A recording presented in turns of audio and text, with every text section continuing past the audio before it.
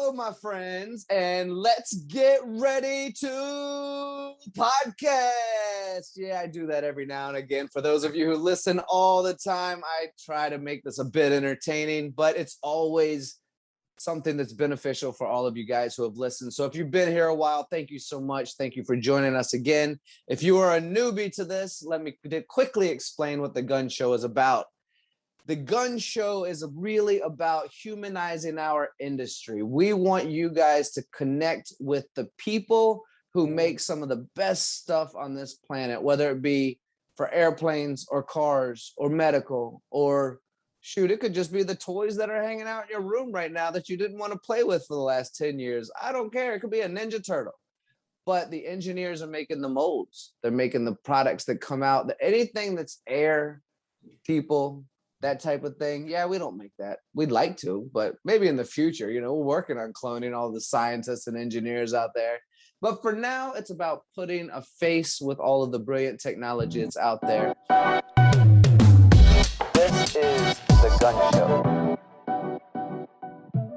So for those of you who follow myself on a regular basis and MTD, I recently did a trade show called the AWFS show, and it was about woodworking, and great companies like C.R. Ronsrud were there and Vollmer were there. But I had a special guest with me for those of you who watched that. And that special guest, my friend, my good friend, Bill Jordan, the CEO at Allied Tool and Die Company, was with me for that event. And I've also tricked him into being on my podcast again today. So Bill, thank you so much for joining me on the Gunn Show. Hey, Tony, it's a pleasure to be here and pleasure to let everybody listen to my voice and go out there into the wild nether of the internet on the podcasts, which are growing and growing, and say, howdy, hey. Howdy, hey to the interweb. So, Bill, let's learn about you, my friend. Now, I did my introduction mentioning CEO at Allied Tool and Die. You guys have been around for a while. I've had the pleasure to walk through your facility. So many cool things going on. Great Matsuras and Kitamura machines there. I mean, you're really putting out some good work, high quality products. But let's talk about you growing up. Let's start with your childhood and teenage years and all the awesomeness you were then, and how you got into the business you're in, and why you're doing it, and all that kind of fun stuff. All right. One of the things when I tell people what I do, it's like, hey, what do you do for work? I'm like, oh, I run a machine shop. Kind of like on the low, not saying, oh yeah, I'm a CEO of a multi-million-dollar international company. Just I run a machine shop. And they go, oh, and I say the reason why I do it is because I love to build things. I love making things. And you asked me, when did that start? And I have to say back in 7th grade with wood shop and metal shop in junior high. They don't have that much anymore. But I thought it was cool to make my own little vice. And I think back as to what I made, and man, that was a piece of crap. Just horrible. But, it was something that I made and it was cool. And I don't know, I just enjoyed making stuff back then. And I remember, because it's a family company, I remember when it came into a realistic part of our lives when I was a kid. I think I was, I don't know, 8 or 10 years old. And all of a sudden, one day, all this crap showed up in our garage. And I'm just like, where did all this stuff come from? And I was like, oh, well, your grandfather passed away. And it's like, oh, okay. Well, then all of a sudden, my dad, stopped coming home every day from work because I lived in Flagstaff when we grew up. And he started working in Phoenix. And so he would commute and he'd be gone half the week down to Phoenix, where he started running the shop together with his sister. And they ran it. And I continued growing up in Flagstaff because my parents wanted us kids to grow up not in a big city. They loved being out in the country. I mean, we lived 15 minutes out of town. There wasn't a grocery store for 35 minutes driving. It was convenient. Rural America. No, not convenient at all. But it was very peaceful and it was out in the middle of nowhere. And, I loved it as a kid. But so anyway, grew up, went through high school, and the Monday after graduating from high school, I was in Phoenix going to work at the shop. My dad says, all right, you're going to work right away. It's like, okay. Still 17, had no choice. And that was just the way it was. And so started with manufacturing back then, and I've just loved making stuff ever since. I think that first summer, my dad put me into an apprenticeship class at the community college, and learned how to turn a lathe, learned how to make a thread, learned a mill and how to make a pocket. Just some of your super basic stuff on an apprenticeship level. And I enjoyed it. I thought it was cool, and kept on going since then. I've loved manufacturing ever since. I'm with you, man. And now you've given me flashbacks as well. Now I'm thinking back to my shop days of all the terrible stuff I made with a bandsaw and a sander. They said, this is what you need to make. And I look at it and I go, that doesn't look like the picture at all. Holy cow, what did I make? But it was fun, right? It was fun to manipulate materials and to turn it into stuff. Did you also during that time have the great privilege to do like different styles of welding and metal work also, or was it just wood shop? Oh, back in junior high, it was just wood shop. Okay. But you say, welding. I still remember when I first learned to weld, it was at that house in Flagstaff. And my dad had wonderful ideas. And he had bought this trailer. It was a tandem trailer. And, it was made for hauling cars. But he wanted to do more with it. And so he designed a fencing rail system around it. And so we had to build the rails and the system. And so we had, it was like 1.5 inch square tubing that he cut all up in Phoenix and hauled it all up to Flagstaff. And we stick welded the entire rail. It was like 4-foot tall rails around this car trailer on all sides. And so we welded on like the 2-inch box on the sides so that you could slot the rails down into it. I mean, it was impressive when it was all done. But my dad loved the making of stuff and not so much the appearance of stuff. And so we didn't paint it at all. And so it became the color of rust within 1 year. And it's just what it was. It was the rust colored trailer rails. They lasted, a good, 6-8 years. But by then they were just so corroded. It was awful. But I still remember my dad laying on the ground with me, teaching me how to stick weld going up and down. Of course you start with, position 4G for welding before you start with anything else. How many times did your stick get stuck? Oh gosh. My curse was that every single time. Like, stop it. But it was a trailer. Who cared?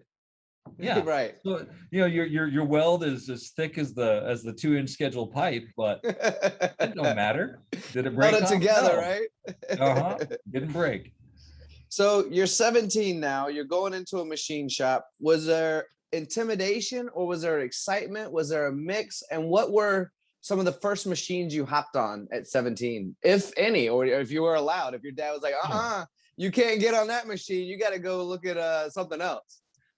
Well, I didn't touch a machine except for a 90-degree angle grinder for deburr parts, because that's where they put me first.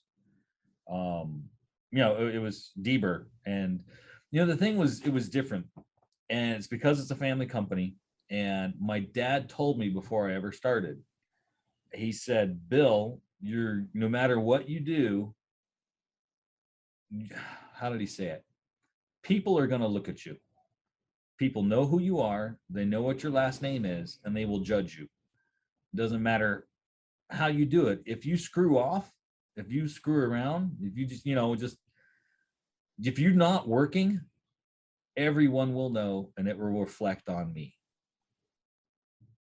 Just straight up. And that's the truth of it. In a family business, whether it's a 13-year-old coming in for a summer job packing parts or sweeping floors, or if you're a 45-year-old guy who's been to college and worked somewhere else, everywhere else, and your family is about to pass away, your parents, and you go into the job, everyone knows that you are the quote unquote SOB, the son of the boss.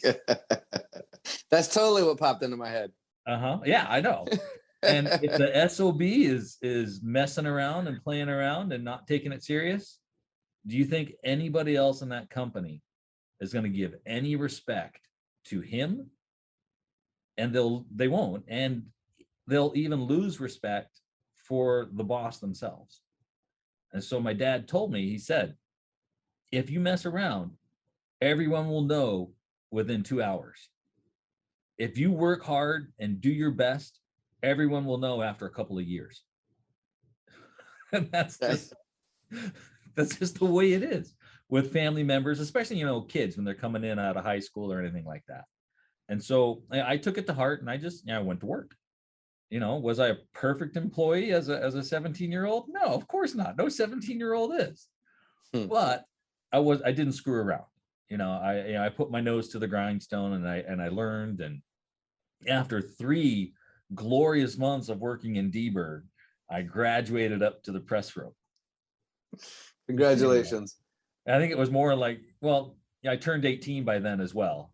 And so I started working in the press room, and yeah, from there just kept on going and going and going. But I still remember the most scary thing in the press room.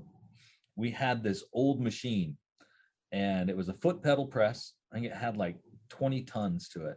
It was a Ferricue. It was an old Italian. I don't even know where we got it from. It's probably left over from the war at some point. But this machine had no safeties, nothing. There was an on button, an off button, and a foot pedal. Wow. You know, it's a nightmare of anybody. But the guy who was in charge of training me, he sat me down in front of it and showed me how it was working. And it had a blade on it, because we were cutting out like 20 thousandths wide, 1 inch deep slits on like a 3x4 sheet of 20 thousandths thick foil. And so basically making confetti strips out of the end. And so what it is the die is literally a little slit, and then there's a little tiny slit of a tool that's going up and down 4 inches, because, you know, that old press, and no guards, nothing.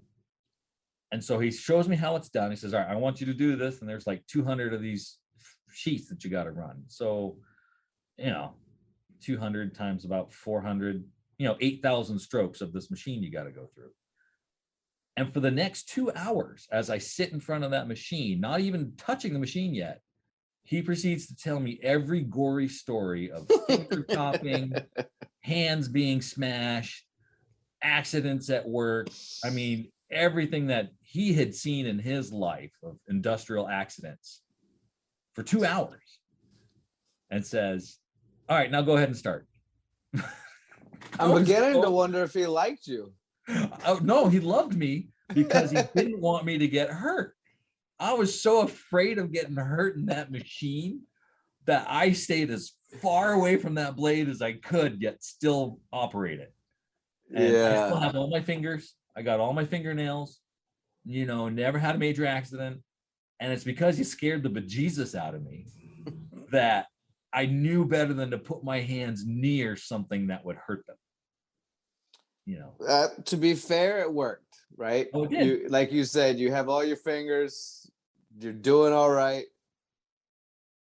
And here we are today. So I want to talk a little bit about where we are today with your business and what you create. But before we get into that, because we've already spoken a little bit about you tinkering around and just kind of always wanted to do some things. In 7th grade, you said your first memory of that, but I know you pretty well. And I know you have projects going on at home, and something else that you're passionate about as well is you're a scout leader for the Boy Scouts of America. So let's just talk a little bit about those types of passions, and then we'll jump back into the company and what you guys make and what you guys do and where you see yourself in the next 10 years, because this is a family business. And last time I was there, I know you had your son there as well, kind of giving him the same scary stories or whatever you were passing down. So it is definitely good. It's definitely something that's going to be here for a while, and it's exciting to see. But let's talk a little bit more about, being a scout leader and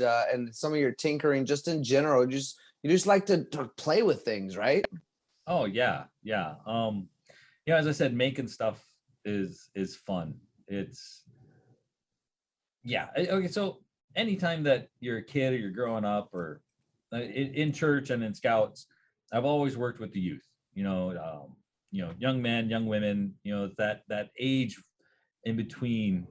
12 years growing up into young teenagers.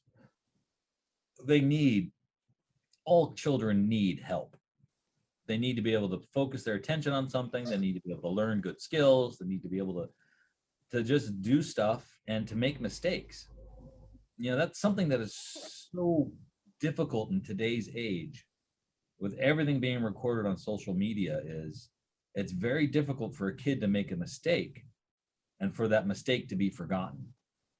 When we were kids, you did something stupid and no one knew about it and the history of it went away.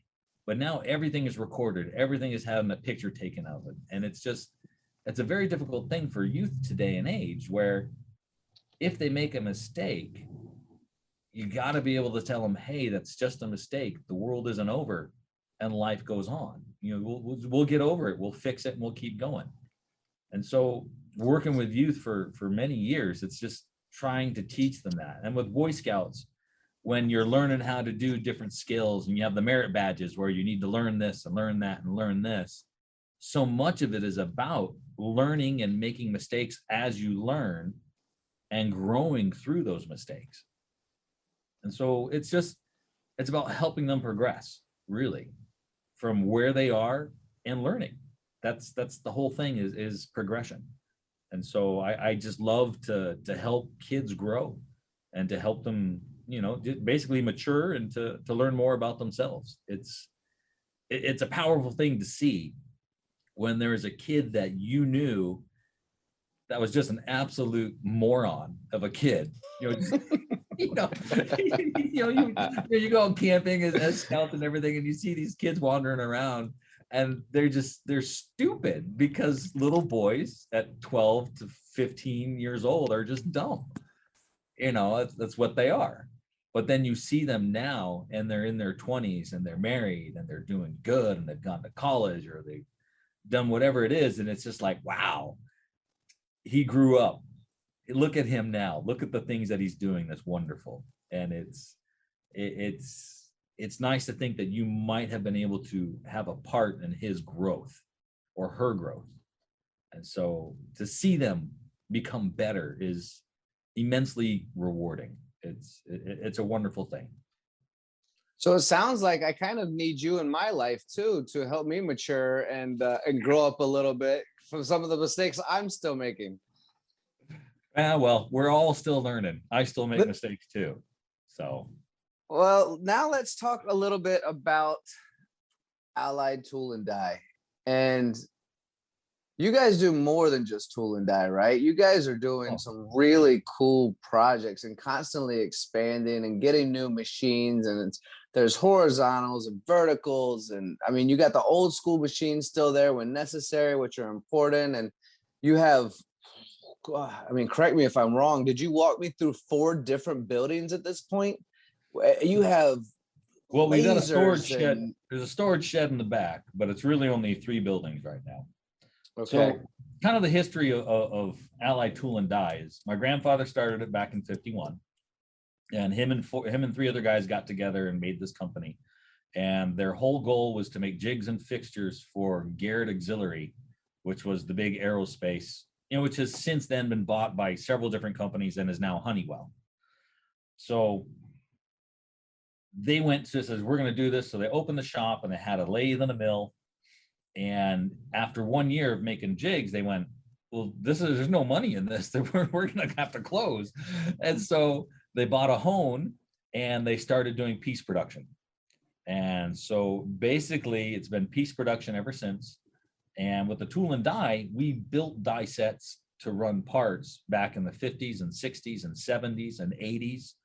And that was the business. That's what they did, or what we did. And when my grandfather passed away and my father took over, my father was an electrical engineer and mechanical engineer. And he looked at it and says, we need to do more things. We need to do something different. And he had experience with lasers and electronics. And so we bought a laser and started doing laser cutting as a job shop. First one in Arizona to do it. And so we started doing more job shop type stuff. Still had all the stamping, with presses and dies and building. We at one time, I think we had 6 tool makers at one time, making dies and building tools and making parts. But in the 90s, a lot of that die work went away. Tools and dies it went to Asia. That's just what it was. That's what happened. And so we continued doing the contract manufacturing, but we expanded into components and, there's a machine fitting and this. And so my dad looked at all that and says, all right, this is something we need to do. And so we started to get into CNC machines in the early 90s. And so we bought some machines, and I still remember when it happened. We had bought 2 brand spanking new Daewoo's, a lathe and a mill, and they were pretty. They were beautiful. And we had them installed, and I think it was, 1998. We had a pipe break out of our fire alarm system on a weekend, a holiday weekend. Jeez. Pipe burst. And where did it break? Right above the Daewoo's. Oh, yes. We come in, and they were already rusted because they'd been literally sprayed with a hose of water for 3 days. The cooling cabinet right next to it, all the drawers were closed, but so much water had hit the Daewoo and splashed onto the Kennedy box that every drawer in the Kennedy box was full of water. I mean, it was horrible, horrendous. And we looked at it, and we come in, and the floor of the 12,000 square foot building had 2 inches of water in it, the entire building. And so, we went and bought squeegees and shut the shop down and just, cleaned everything that we could. But the 2 machines were just toast. I mean, it's like you dumped them in the lake. they were just done. But we have insurance. And so cleaned up the building, fixed everything, had production going again. And since they were brand new, we got the full price back from them. And the guys went, all right, let's do this again. But this time we bought something with a different controller, went with a different machine because the guys didn't like the controller. And this was back in the early 90s. So, I mean, Daewoo's are great machines. So, but we went with different machines at that time, and our CNC department just kept growing. And we bought EDMs, and, over the last 25 years since then, we've grown to 2 more buildings. So now in Phoenix, we got a total of about 35,000 square feet. I think I've got 23 spindles of CNCs and presses. I know we've got, I think it's like 15 different presses. And so we're not building dies anymore. We still can, we have the capability, but I think we only build about 4 or 5 die sets a year. But really it's piece production of sheet metal and piece production of CNC machining.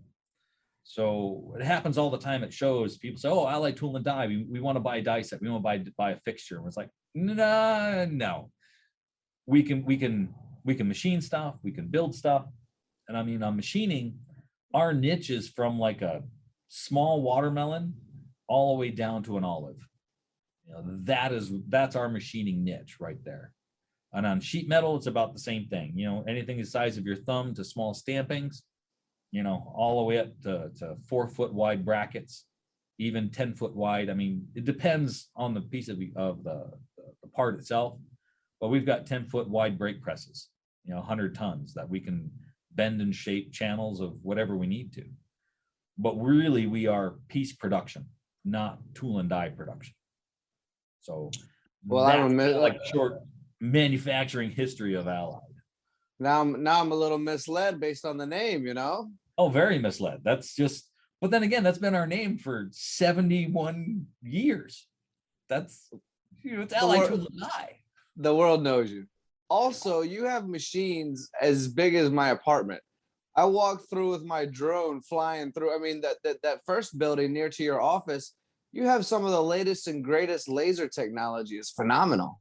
Mm-hmm. Yeah, we bought last year, right as the pandemic started, is when we had our laser installed. We almost didn't get our technicians because of the travel restrictions. But we bought a Hans laser, which is a 360 degree, it's a 5-axis laser. That's got a 2 meter by 4 meter bed by a 1 meter height Z. And it is an amazing laser. It is great, cutting round corners, doing all sorts of stuff that we can cut parts with now.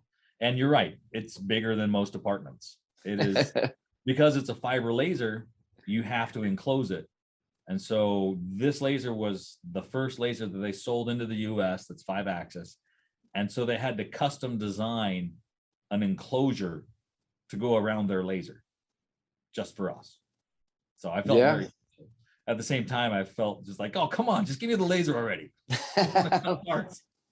Ready to get moving here. But yeah, so we've got a lot of new stuff over the last 5 years, because I took over as CEO in 2015, and I knew that we had to invest and upgrade. So every year we've spent between 500 and $1 million on capital investment, 500K to $1 million, and new CNCs, 4-axis, 5-axis, new presses, new lasers. We have CMM equipment, right? Aren't you investing in your? Yeah. I bought 2 new CMMs. And those CMMs are fast. They're really cool. The stuff that those things can do now. It's just, far and away above the surface plate layout that I learned as a kid. Yeah, if I had a set of calipers right now, I can't compete with the speed of those things. Even thinking I could measure it quicker. No, they're more accurate and faster. Mm-hmm. Yeah. So your story is interesting in the sense that you've always kind of tinkered. You've always wanted to help people. You were kind of born into the business so that you knew kind of that you were going to be doing it for the most part, right? I mean, friends and family can always back out, and some people do, but talking with you have a real passion for the industry and for the love of manufacturing as a whole, don't you? Oh, I do. I love it. There was in the city of Phoenix, there's a program that they did it again this year, but they started a couple years ago, and it's called RISE. It was that stands for Reach and Invest in. Dang it, I can't even remember what the acronyms for. But what it is the city of Phoenix took some money and they says, we're going to pay for teenagers to go work in the summer. And so they select about 200 teenagers based upon their applications and say, all right, we're giving you summer intern jobs, and we're paying the companies for free. And so we would sign up for it, and we would get 1 or 2 interns, and we just have to make them work. We have to show them what it is to work. And they would work for about 5 weeks and get paid for 100% through the city of Phoenix, just like a staffing job. But basically it was us being able to teach the kids how to have a job. And so the kids could go into manufacturing, the kids could go into offices, the kids could go into whatever company wanted to get these interns. And so for the last couple of years, I'm also the president of the Arizona Tooling Machining Association. But about 4 or 5 of us companies would say, hey, we want interns in the manufacturing. And we would get them, they'd come in, and they just work for a couple of weeks in the summer. But when I would go to advertise manufacturing to the kids, sometimes it's a tough sell. And I would go into this room, and there'd be 30 kids, high schoolers usually, juniors or seniors. And I'm saying, like, all right, who here, and this is the question, who here thinks manufacturing is sexy? And they would all kind of giggle because I said the word sexy. And they would be that's like, no, manufacturing isn't. Manufacturing, and I'd say, what do you think manufacturing is? And they would say, people on a line putting screws together, or people in a blacksmith shop banging on stuff with hammers. And that is completely not what manufacturing is anymore, especially in the United States. That labor-intensive stuff has gone. And so I would bring some aerospace parts, some, cool stuff that goes on rockets and satellites and airplanes, and, talk about how it's made, some of the simple stuff, and just talk to kids about manufacturing and how we take these metals and make them do really cool things, and to make them not just hear that manufacturing is sexy, but have them look around just the room they were in to say, what here was manufactured. Everything was manufactured. So everything we deal with, all the physical things that we touch, are all manufactured at some point. And the manufacturing process it's awesome. It's cool. It's sexy. And so I would say that a couple of times during the whole presentation with these kids, and I would usually get about 3 or 4 who would spark their brain saying, you know what, I'm going to try it. And every year out of the interns that we got, we usually always kept one to work as a new employee. And it's been good. When's the next one of those?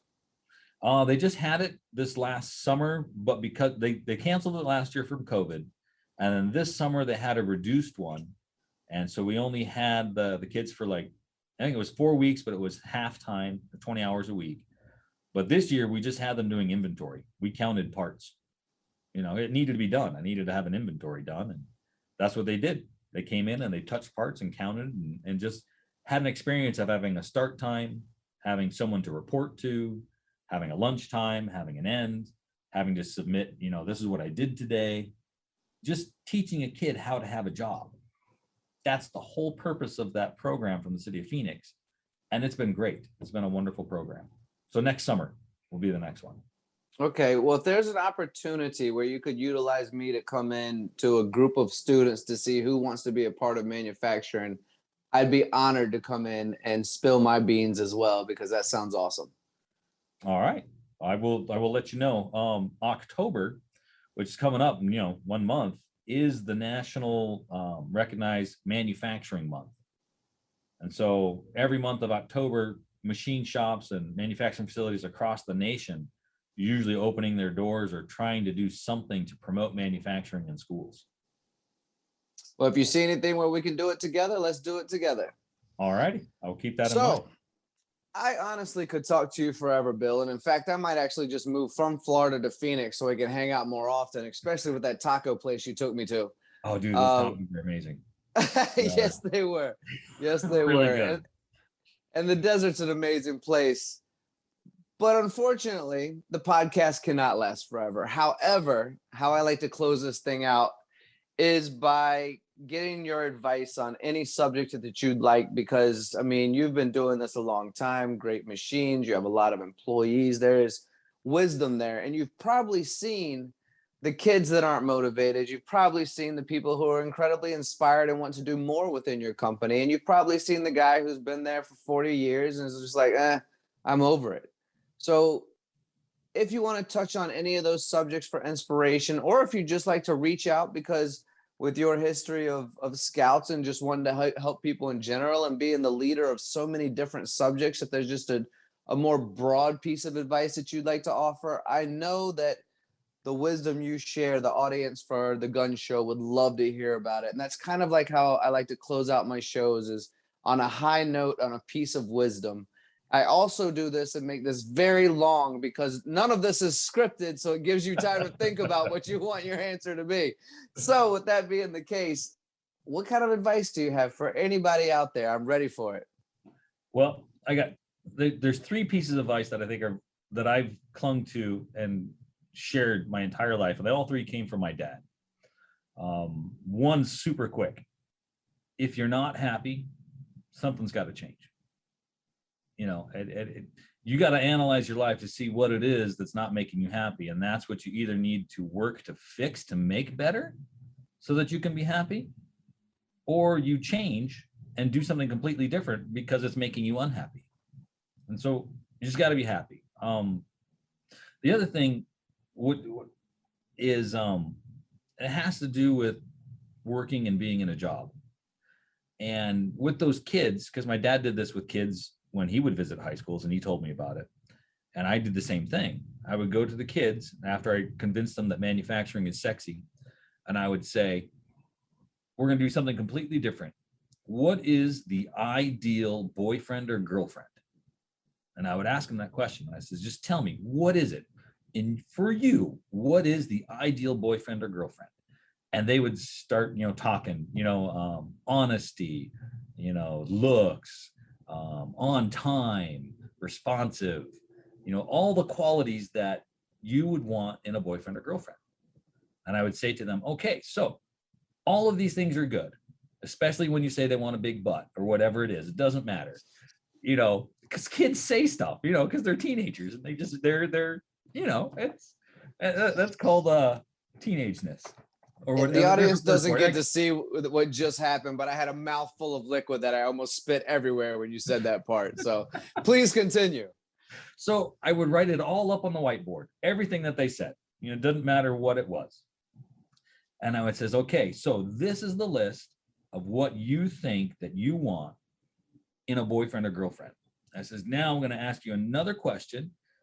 And what is it that your employer wants from you? And do you think that this list is what your employer wants from you? And the answer is pretty much yes to absolutely everything that was on that whiteboard. And then I would always have someone who would say, well, what about when Jeremy said that he likes a big butt? And I would say, well, do you think your employer wants you to be healthy? Big butt doesn't matter if it's big or short. Is it a healthy butt? Are you taking care of yourself? Are you as a person taking care of your own health? And the answer is yes, because employers want you to be able to come to work. Employers want you to be healthy.